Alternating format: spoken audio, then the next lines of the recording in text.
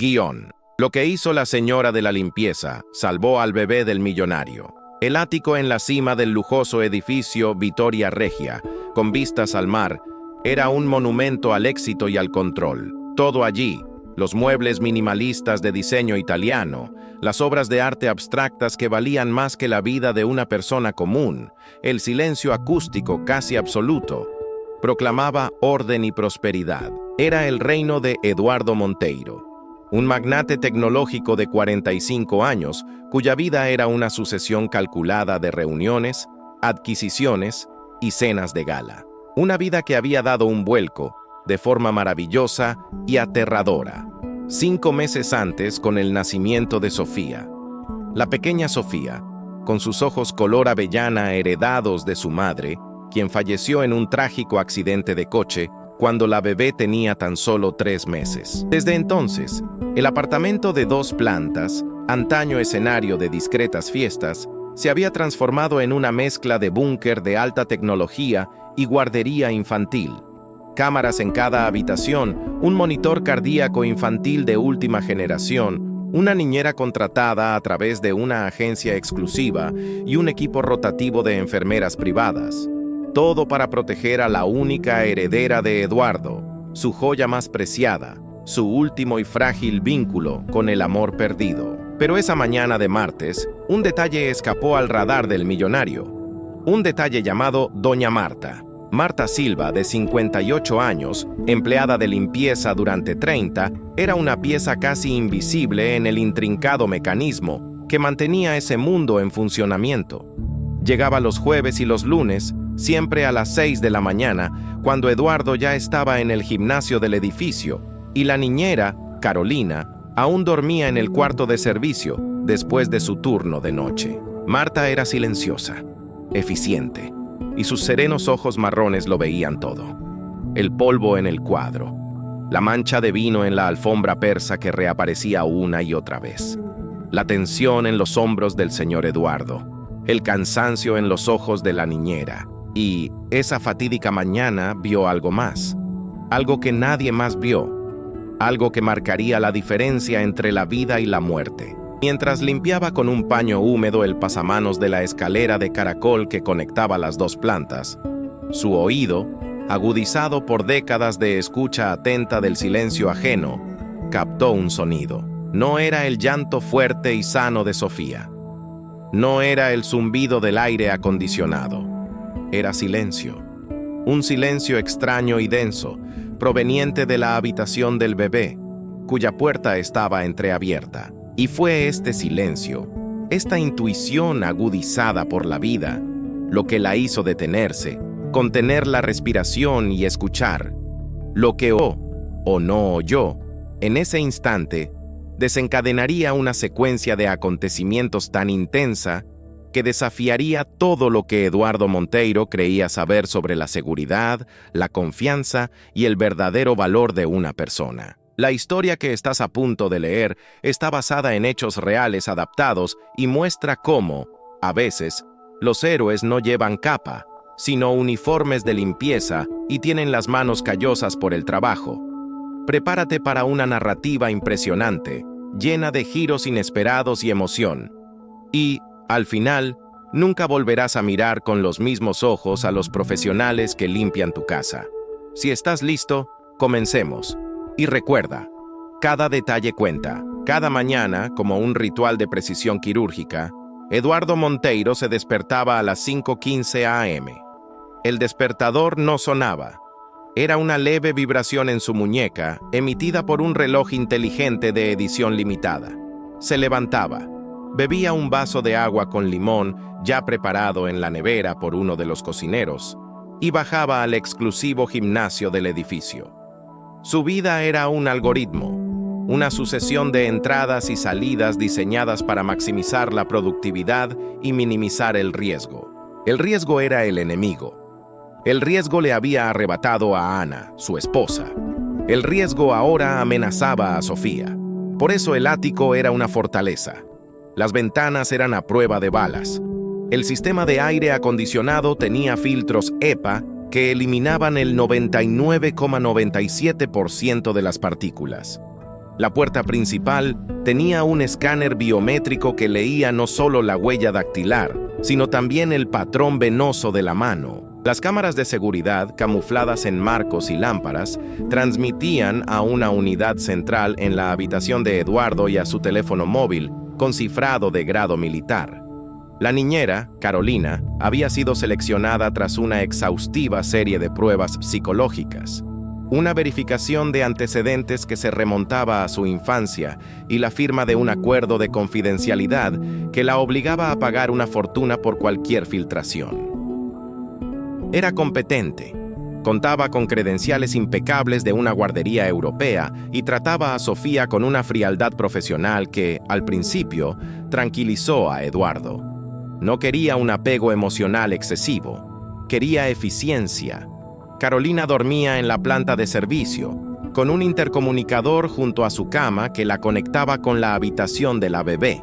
La habitación de Sofía era un monumento a la seguridad tecnológica. Además de la cámara, había un sensor de movimiento de alta sensibilidad, un monitor que registraba la frecuencia cardíaca y los niveles de oxígeno en sangre de la bebé mediante una tobillera muy fina, y un termostato que mantenía la temperatura constante a 22 grados Celsius. Todo esto era monitoreado por una empresa externa de guardia las 24 horas del día. Cualquier anomalía activaba alarmas sonoras en el apartamento y notificaciones en los celulares de Eduardo y Carolina. Era un sistema a prueba de fallos. Al menos eso creía firmemente Eduardo, experto en detectar fallas en códigos y negocios. Mientras tanto, en el mundo paralelo e invisible que mantenía reluciente aquella fortaleza, doña Marta comenzaba su jornada. Tomaba el autobús de las 4:45 a.m., con su uniforme azul marino impecablemente planchado, cargando su bolsa de lona con un par de zapatos de repuesto, un termo con café fuerte y un sándwich de fiambre. Tenía la llave del área de servicio del edificio y usaba el ascensor de empleados. Sus manos, marcadas por décadas de lejía, jabón y agua caliente, conocían cada centímetro de aquel ático. Sabía qué paño usar para el mármol blanco del baño, qué cera para realzar la fina madera del suelo, cómo quitar las manchas de cal de la ducha sin rayarla. Trabajaba en silencio, con una dignidad serena que contrastaba con la frialdad del ambiente. Nunca tocaba nada que no fuera de su responsabilidad. Nunca miraba objetos de valor durante mucho tiempo. Cumplía su horario, recibía su pago por transferencia bancaria a fin de mes y se iba a casa. Para Eduardo, ella era un recurso, una parte funcional del sistema doméstico, como el lavavajillas o la aspiradora robot. Apenas intercambiaba un buenos días con ella. Su presencia era tan notoria como la de un mueble. Pero Marta observaba. Vio las pilas de archivos en el escritorio de Eduardo, los vasos de whisky vacíos por la mañana, señal de una noche de insomnio. La mirada distante y pesada que a veces dirigía a la foto de Ana y Sofía en la estantería. También notó, en las últimas semanas, un sutil cambio en Carolina. La niñera, antes impecable y puntual, parecía un poco más cansada, un poco más irritable. A veces, Marta la veía en el pasillo, susurrando por el móvil con expresión tensa, colgando rápidamente al notar la presencia de la señora de la limpieza. Una vez, Marta entró en la habitación de Sofía para vaciar la papelera de pañales y encontró a Carolina distraída, mirando el monitor de bebé, pero con la mente en otra parte. El brazalete de monitorización estaba un poco suelto en el tobillo de Sofía. Marta lo apretó suavemente e instintivamente, asegurándose de que estuviera en contacto con la piel. Carolina la miró con una ceja levantada. «No toques eso», dijo secamente. «El sistema es muy sensible». Marta simplemente asintió y se retiró, pero recordaba la escena. Ese martes por la mañana, una anomalía en el perfecto algoritmo de Eduardo estaba a punto de ocurrir.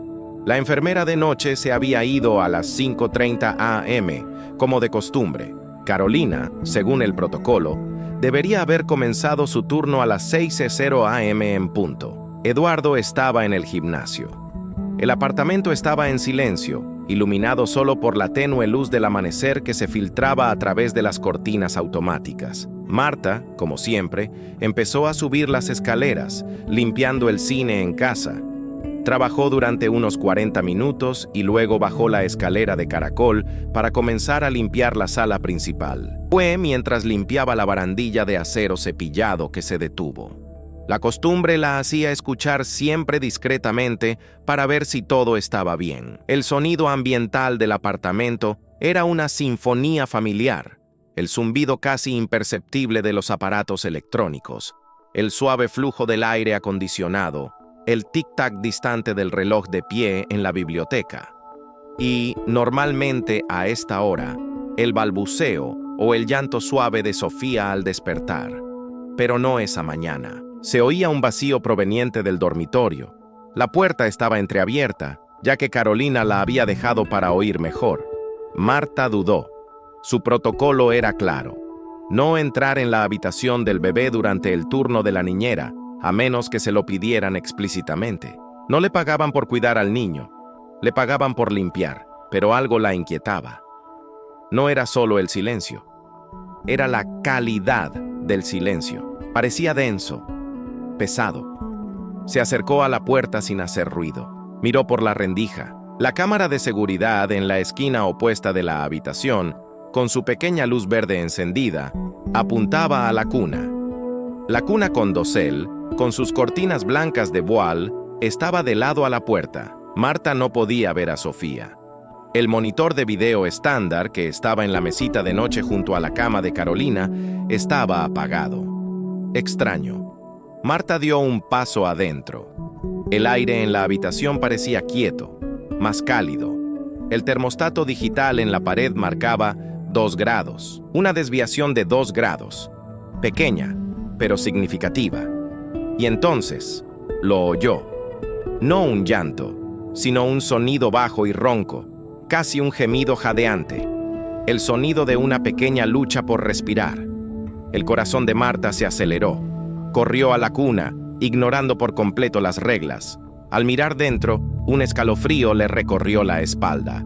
Sofía estaba acostada boca arriba, pero su posición era extrañamente retorcida. Su rostro, normalmente sonrosado, estaba pálido, con un tinte azulado alrededor de los labios. El pañal, absurdamente lleno, goteaba.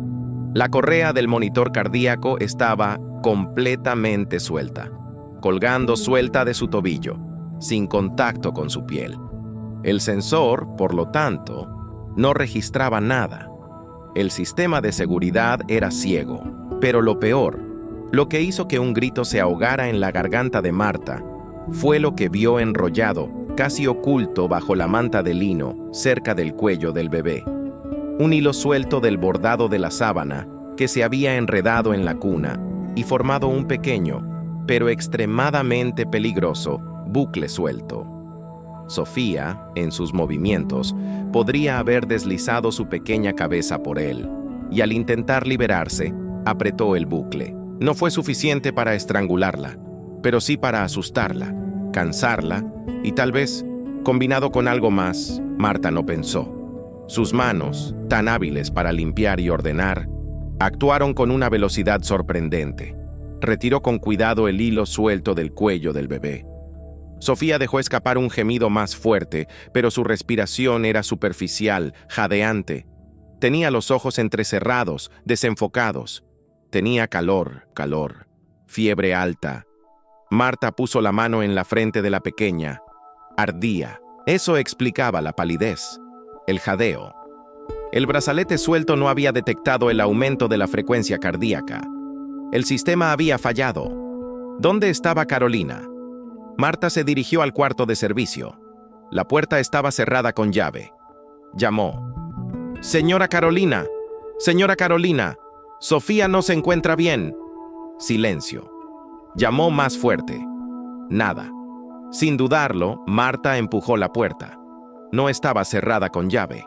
Carolina estaba en la cama, boca arriba, con los auriculares puestos, profundamente dormida. Un frasco de somníferos estaba abierto en la mesita de noche. junto a un celular con la pantalla llena de notificaciones de una aplicación de inversiones. ¿Se había tomado una pastilla para dormir después del turno de noche? ¿Tan fuera de protocolo? La ira, una emoción rara y ferviente, bullía en Marta. Pero no había tiempo. Corrió de regreso al cuarto de Sofía. La bebé necesitaba ayuda médica inmediata. El teléfono de emergencias estaba en la sala. Corrió, marcó a recepción. «Necesito al médico del edificio ya. Es la bebé del señor Eduardo del ático 100. Tiene fiebre muy alta y le cuesta respirar». Su voz, normalmente suave, era una orden firme y aterrorizada. Entonces hizo algo que nunca había hecho. Sacó su sencillo celular del bolsillo del uniforme y marcó el número de Eduardo, que estaba escrito en una lista de emergencias en la cocina. Ring, ring. Una eternidad pasó en 3 segundos. Eduardo estaba en la cinta, sudando, intentando ahogar el dolor constante de la pérdida y la ansiedad por la seguridad de Sofía tras kilómetros de ejercicio. Cuando su celular, conectado al soporte de la cinta, vibró con el sonido de una llamada no identificada, casi lo ignoró. Pero algo, un clic instintivo, lo hizo bajar el ritmo y responder. «¿Hola?» La voz al otro lado era femenina, temblorosa, pero con una urgencia férrea. «Señor Eduardo, soy Marta, la señora de la limpieza. Por favor, venga al apartamento ahora mismo. Sofía está muy enferma. Ya llamé al médico del edificio». El mundo de Eduardo se derrumbó. El suelo del gimnasio pareció abrirse bajo sus pies. «¿Qué? ¿Qué pasó? ¿Dónde está Carolina?» «La señora Carolina está durmiendo. La pulsera del monitor está suelta. Sofía tiene mucha fiebre y apenas respira. Por favor, venga». La llamada se cortó. Eduardo no recordaba haberse bajado de la cinta ni haber cogido su toalla. Su cuerpo entró en modo automático, impulsado por un pánico primario. Corrió hacia los ascensores sociales, ignorando las miradas de los demás residentes. El corazón le latía con tanta fuerza que temía estar sufriendo un infarto. Los segundos dentro del ascensor fueron una tortura. 1000 escenarios catastróficos le recorrieron la mente. Cuando la puerta del piso 100 se abrió, irrumpió en el apartamento. La escena que lo recibió quedaría grabada para siempre en su memoria. Doña Marta estaba en el centro de la sala, con Sofía en brazos, envuelta en una manta ligera. La señora de la limpieza mecía a la bebé con un movimiento suave y constante, susurrando palabras tranquilizadoras en un tono que Eduardo nunca había oído.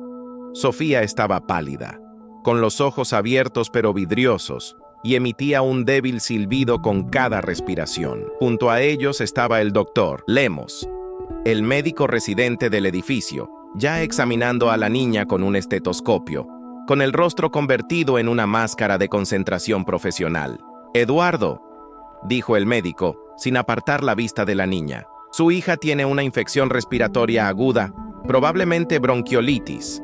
Tiene fiebre de 39.8. Está deshidratada y presenta cianosis perioral leve, falta de oxígeno. El brazalete de monitoreo no funciona.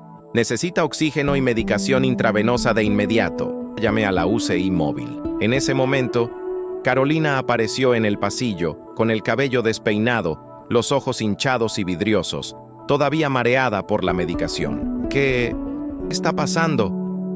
Vio la escena. Marta con Sofía, el médico. Eduardo con una expresión de furia y terror indescriptibles. «Yo estaba agotada. El monitor no pitó, solo...» Eduardo se abalanzó sobre ella. Todo el control, toda la compostura, se evaporó. «¿Estabas durmiendo?» Su voz era un rugido. «El brazalete estaba suelto. Todo el sistema. Tú casi matas a mi hija». Carolina retrocedió, pálida. «No, el sistema es seguro. No pitó. Debió haber sido una falla». Fue entonces cuando Marta habló, con voz aún suave, pero afilada como una cuchilla. «No fue una falla, señor Eduardo. El brazalete estaba suelto. Y hay más». Extendió la mano libre, abriendo la palma. En ella estaba el hilo suelto de la sábana, enrollado en una pequeña bola. Esto estaba cerca de su cuello. Puede que se haya enredado, asustada, con fiebre. Era una combinación peligrosa. Eduardo miró el hilo, luego el rostro de Carolina, luego a Marta sosteniendo a su hija con una ternura que la niñera nunca le había mostrado. La verdad, cruel y clara, lo golpeó como un puñetazo. Su sistema millonario, su red de tecnología y protocolos costosos, había fallado miserablemente. La persona que salvó a Sofía no fue la niñera con formación europea, ni el monitor de última generación, ni el centro de seguridad. Fue doña Marta, la mujer invisible, la señora de la limpieza. La UCI móvil llegó minutos después, mientras los paramédicos preparaban a Sofía para el traslado, administrándole oxígeno y estableciendo una vía intravenosa. Eduardo se quedó paralizado, observando. Vio cómo Marta entregaba cuidadosamente a Sofía a los paramédicos, describiendo con claridad los síntomas y lo que había hecho. Fue testigo de su profesionalismo en medio del caos. Antes de que la camilla se marchara, se acercó y con un gesto instintivo acarició suavemente la frente de Sofía. «¿Estarás bien, pequeña?», susurró. Eduardo decidió en ese instante. «Me voy con ella», le dijo al médico. Y luego se volvió hacia Marta. «Señora Marta, quédese, por favor. No salga del apartamento. Necesito hablar con usted». Era una orden, pero sonó más bien a una súplica desesperada. Marta simplemente asintió. Carolina, presa del pánico, intentó explicarse, pero Eduardo la ignoró. «Estás despedida. Me encargaré de tu contrato y de la agencia más tarde. Ahora, quítate de mi camino». La niñera, deshecha en lágrimas de miedo y remordimiento, recogió sus cosas y huyó del apartamento.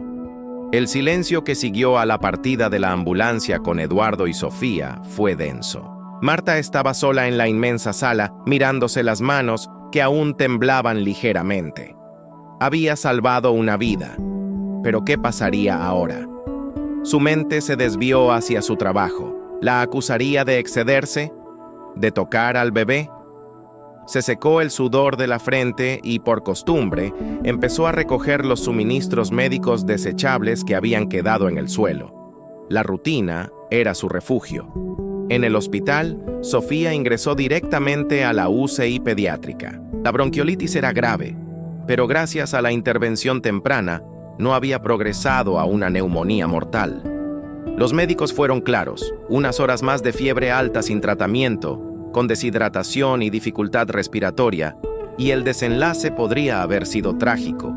«Actuaste en el momento justo». La frase resonaba en la cabeza de Eduardo mientras observaba a su hija, que ahora dormía plácidamente bajo los efectos de la medicación y el oxígeno, con los monitores mostrando constantes vitales estables. El alivio fue tan abrumador como el pánico anterior, pero junto con el alivio llegó una avalancha de otras emociones: culpa, ira consigo mismo y una profunda y perturbadora reflexión.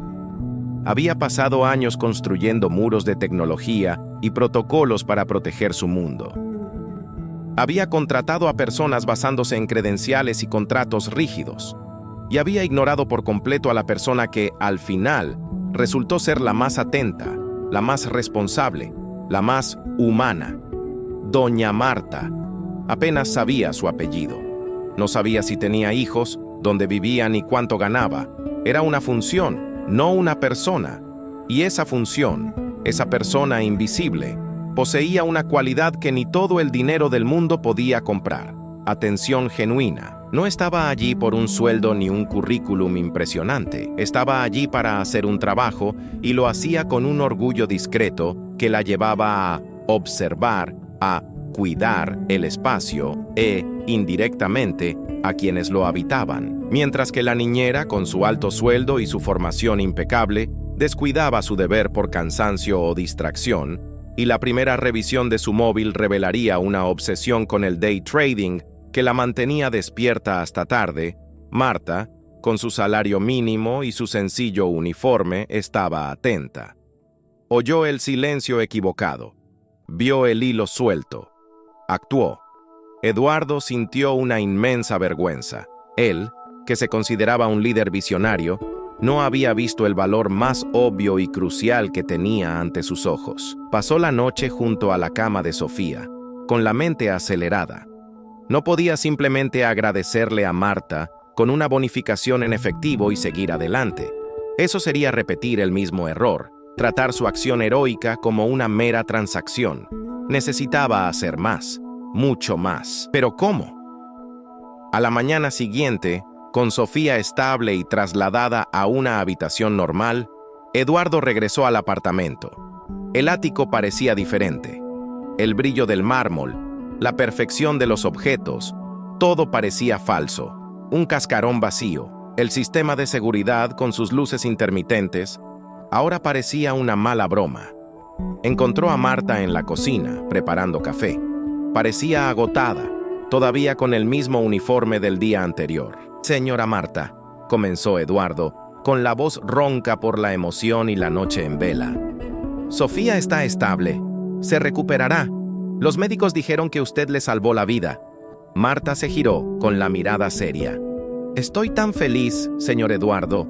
La pequeña es fuerte. No, Marta. Está viva porque usted es fuerte. Porque fue atenta y valiente». Hizo una pausa, luchando por encontrar las palabras adecuadas. «Yo la cagué fatal. Construí todo esto pensando que era suficiente. E ignoré a la persona más importante de mi propia casa». Marta bajó la mirada, incómoda con el cumplido. «Solo hice lo que cualquiera haría, señor». «No, no lo harías», replicó Eduardo con vehemencia. «Carolina no lo hizo. Mi costoso sistema no lo hizo. Tú sí. Y necesito arreglar esto. Primero que nada, estás despedida de tus tareas de limpieza, con efecto inmediato». El corazón de Marta se congeló. Eso era lo que temía.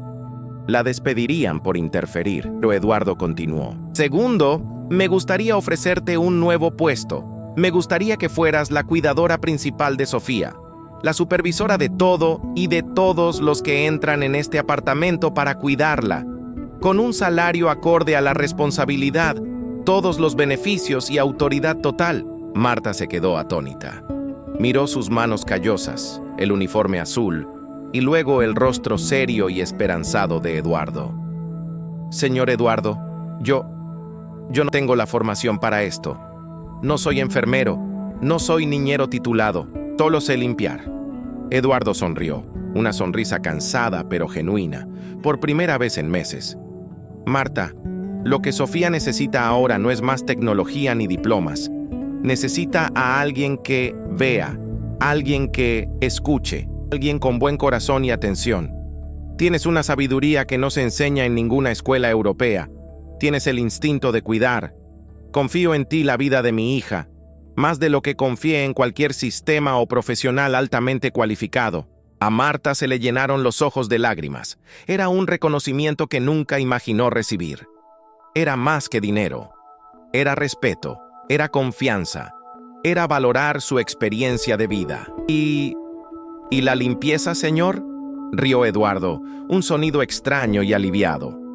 «Contrataremos un nuevo equipo. Tú también lo supervisarás si quieres, pero tu función principal será Sofía. Y por favor, llámame Eduardo». Marta respiró hondo, miró alrededor de la cocina que conocía tan bien. Un nuevo capítulo, arriesgado, aterrador, pero correcto.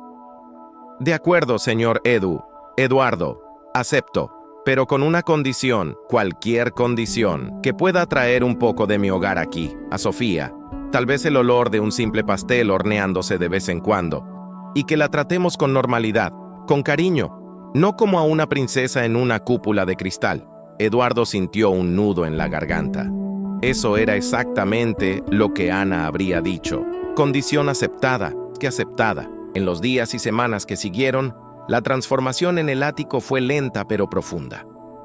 Marta asumió sus nuevas funciones. No llevaba uniforme de enfermera, llevaba ropa cómoda. Lo primero que hizo fue quitar todas las sábanas con intrincados bordados y reemplazarlas por algodón liso y seguro. Apagó el monitor cardíaco. Solo lo usaba para revisiones ocasionales, con la pulsera siempre bien ajustada. Y confió más en sus ojos y oídos. Estableció una rutina de amor y límites para Sofía, quien comenzó a florecer de una manera nueva. La bebé, ya recuperada, ganó peso, sonrió más, y desarrolló un apego visible a la tía Marta. Eduardo, a su vez, cambió. Empezó a llegar más temprano del trabajo. Cenaba en casa con Sofía y a poco, la casa dejó de ser una fortaleza estéril para convertirse en un hogar. Escuchaba los consejos de Marta en todo, desde la marca de la papilla hasta la necesidad de Sofía de jugar en el suelo y ensuciarse un poco. Aprendió a cambiar pañales bajo su mirada paciente. Se reían juntos de las travesuras de la pequeña. Eduardo también cumplió su palabra. El sueldo de Marta se multiplicó por 10, con pensión privada y un plan de salud de alta gama. Hizo aún más. Investigó su vida. Se enteró de que era viuda. Tenía un hijo que estudiaba ingeniería en una universidad pública con grandes dificultades y vivía en un pequeño y humilde apartamento en un barrio apartado. Un mes después del incidente, Eduardo llamó a Marta para conversar en la sala. «Marta, nos diste a Sofía y a mí una nueva vida y quiero recompensarte con algo que va más allá de un salario». Colocó un sobre y una pequeña caja sobre la mesa. En el sobre están los documentos para un nuevo apartamento, en un bonito edificio cerca de la universidad de tu hijo. Es tuyo, pagado. Es una forma de garantizar tu seguridad y bienestar. Marta se quedó sin palabras, con lágrimas corriendo a raudales. «Y en la caja», continuó Eduardo con la voz entrecortada por la emoción, «hay una copia de la llave de este apartamento, porque a partir de ahora, esta no es solo mi casa, también es la tuya.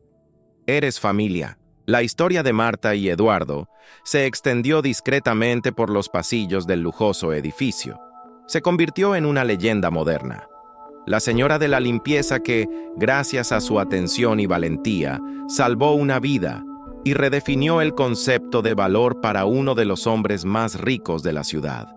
No necesitaba tecnología de vanguardia, solo humanidad. Y Eduardo aprendió que la verdadera seguridad no reside en sistemas infalibles, sino en personas en las que se puede confiar. El vínculo que se formó entre ellos, entre la millonaria heredera y la ex señora de la limpieza, fue más fuerte que cualquier contrato.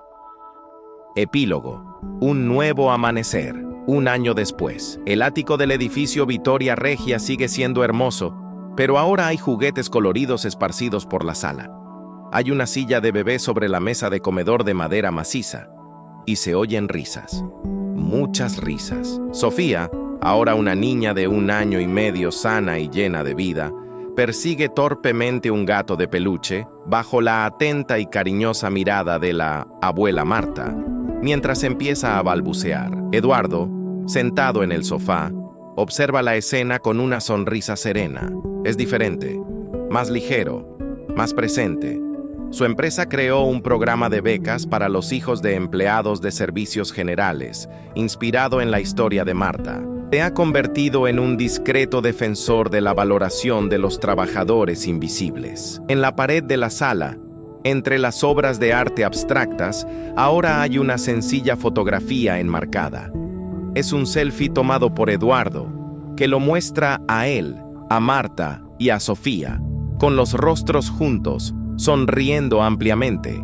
Es la pieza más preciada de la casa. Cada vez que alguien pregunta por ella, Eduardo responde con orgullo: «Esta es la mujer que me salvó la vida 2 veces, al salvar a mi hija y al enseñarme a ver lo que realmente importa». Y Marta, al oír esto, simplemente asiente, sonrojándose ligeramente, y va a sacar del horno el pastel de naranja, cuyo reconfortante aroma llena cada rincón de ese hogar que, por fin, se ha convertido en un verdadero hogar. La moraleja: nunca subestimes el poder de la atención, la empatía y el trabajo digno.